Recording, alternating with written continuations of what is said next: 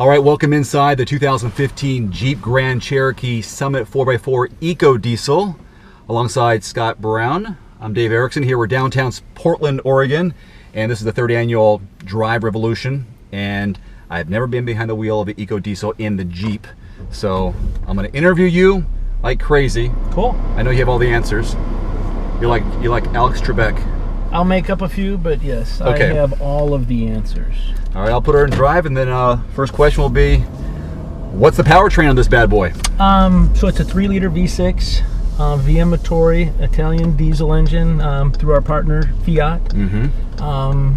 240 horsepower, 420 pound-feet of torque.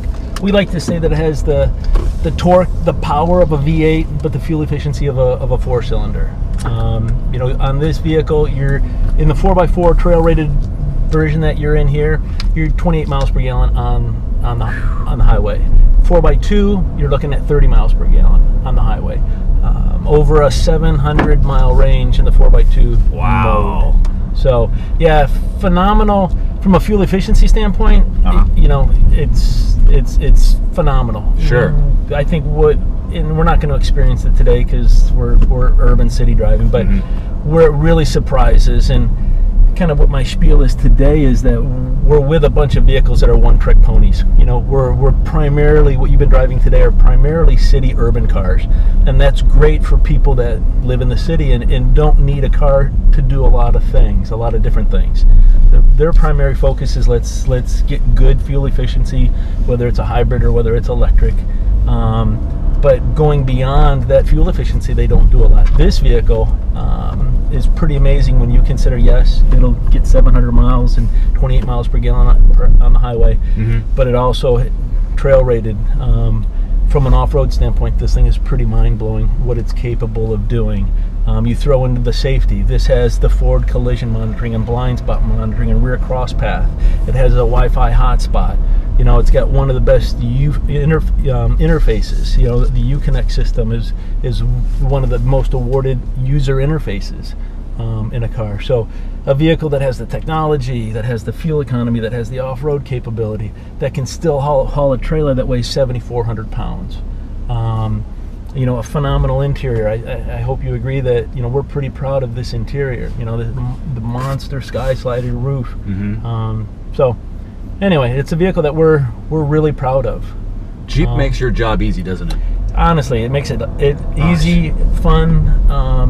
Yeah, it does. It does. But I'm also proud to be part of Fiat, because on the other end of the spectrum, we've got the 500e, which is a phenomenal city car. You know, a phenomenal little runabout, fun to drive, low center of gravity, solid, you know, peppy. You know, we didn't put a neutering button on there. You know, it's not neutered. We want electrics can be fun to drive. You know, but in the event that you want to run to Mount Hood and go skiing, you know, there's going to be the limitations with some electrics. Sure. With this vehicle, there's really no limitations.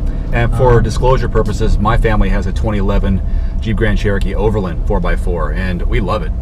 I mean, fuel economy on that one is not fantastic, but I can tell if I were to do it over again, I would definitely look into the diesel. Right. I mean, I'd have to from that model and what I'm getting, but I love the capabilities and the options, and I think what you were saying, it's not a one-trick pony, really, is a great definition, especially in this group of what this has to offer. Right. Yeah, we do well. Jeeps do well in the Northwest because typically the people in the Northwest, they're active. You know, you've got some of the best cities, but yet you have some of the best country. You have some of the best outdoor activities, and people are demanding of their products. They want their products to be able to do well in many different situations, and Grand Cherokee does that. It really, you know, there's no shame in. We could drive this in one tank and get down to San Francisco. Phenomenal. Comfortably. Phenomenal. You know, heated and cooled seats, you know. Anyway, that's my spiel. That's a good spiel. Price point on this? You know, this is the Mac Daddy. So this one, as it sits, is about as loaded as it comes, and it's right at $59,000. Okay. But the diesels start on the limiteds, you know, which is a couple of trim levels down. So you're looking at a diesel, getting into a diesel Grand Cherokee. You're looking at, you know, low 40s realistically to start. And this seems like because of the utility and off-road capability, but also the space on the inside, you really do cater to a family, an active family, but also the professional, especially if you go to this trim level. Right, absolutely. You know, someone that's getting this trim level they're not sacrificing anything. They want the best of the best, and they're paying for it. So you've got, just great, nice carpet, great leather, you know. How many vehicles in the Jeep lineup are diesel oriented? Right now in North America, just this vehicle. Okay. Everything else is still primarily gas. And it's hard. I mean, diesels, you pay a premium for a diesel. Mm-hmm. I mean, it costs more. The diesel engine it costs more to build, and then to make them clean to pass U.S. regulations.